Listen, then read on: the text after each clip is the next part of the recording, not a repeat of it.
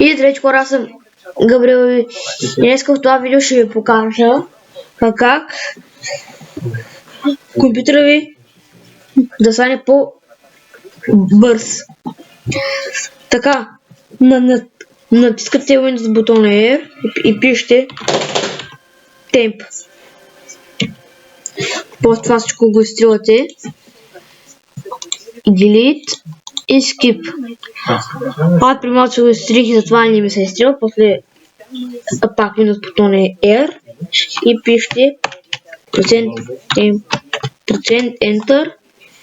И тук си го изтривате, аз си го изтрих.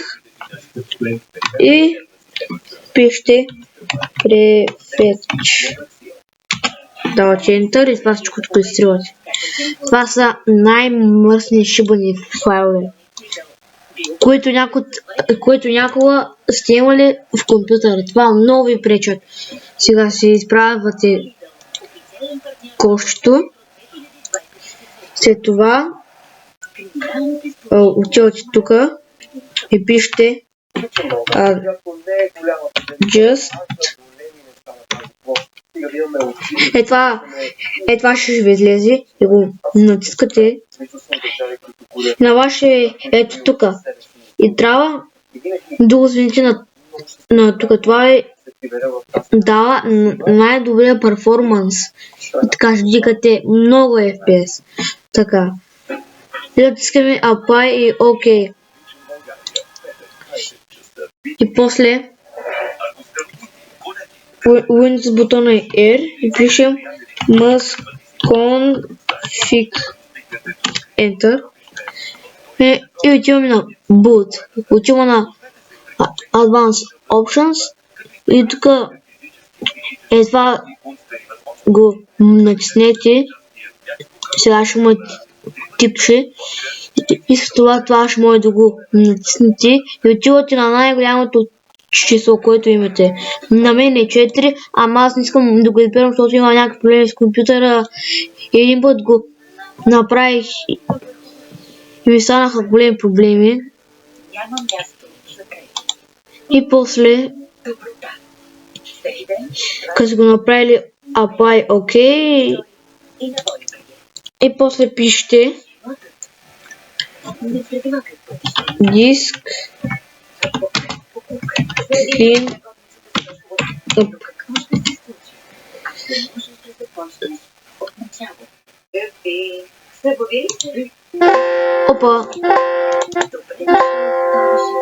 Опа хора! Чай!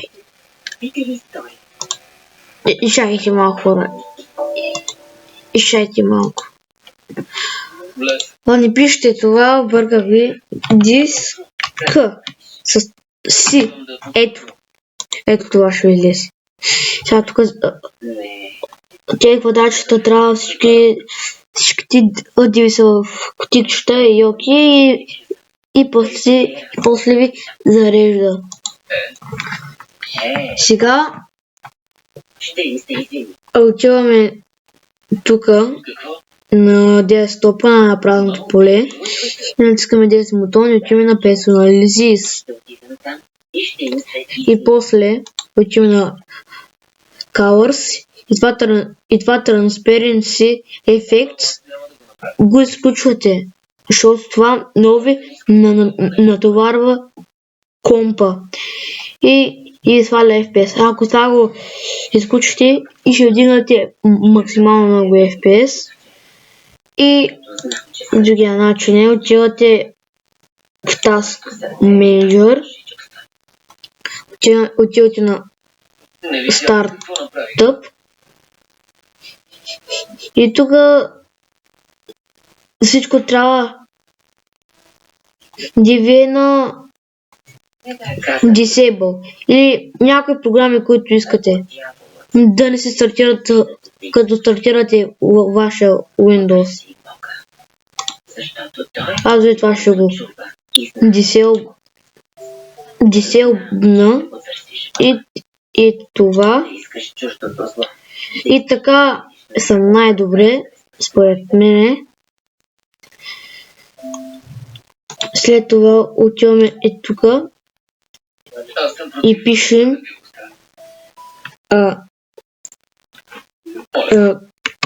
клип, пишем клип борд. И това трябва да ви е изключено, защото това е компютъра, не чак толкова. Ако искате го изключвате. Или аз съм го изключил, защото ти ми трябва. Аз дори не знам и какво означава. След това отиваме отиваме пак тук и пишем game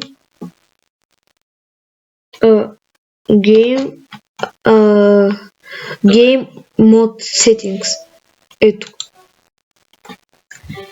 И това трябва да го включите, това ви прави игрите по-хубави.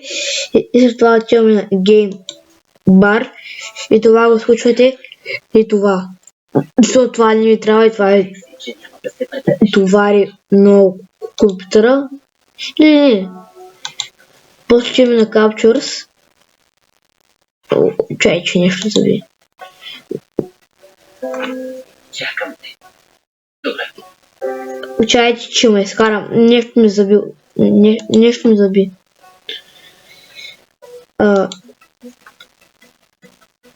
Ако на вас ви заби така, си пред много лошо състояние. И аз съм. Така. Гейм. Чай. То тук го има. Отиваме в Captures. И това го изключваме. И това. И да. След толкова страдания. И сега отиваме тук и пишем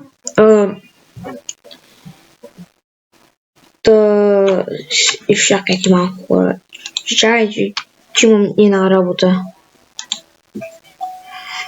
Така хора, отивате ето тук и пишете Notification Да си плати. Action Settings Ако не го направя. и това го махате Казвам кая. и тези и Особено да. След това отивате на ценния внук на Христос. след това се махате от тук и пишете не отивате в настройки Особено те. и пак пишете Notification Прости ми. Settings и отивате на Storage. И като се на Storage, и чайте малко направо, тук ще го напиша за вас. Storage Settings. Е това. Storage Settings. След това това ще трябва да ви е включено. Това ви търка temporary файловете. След това отивате ето и тук и можете да си изключите което си искате приложение. Чай, не е тук, не е тук.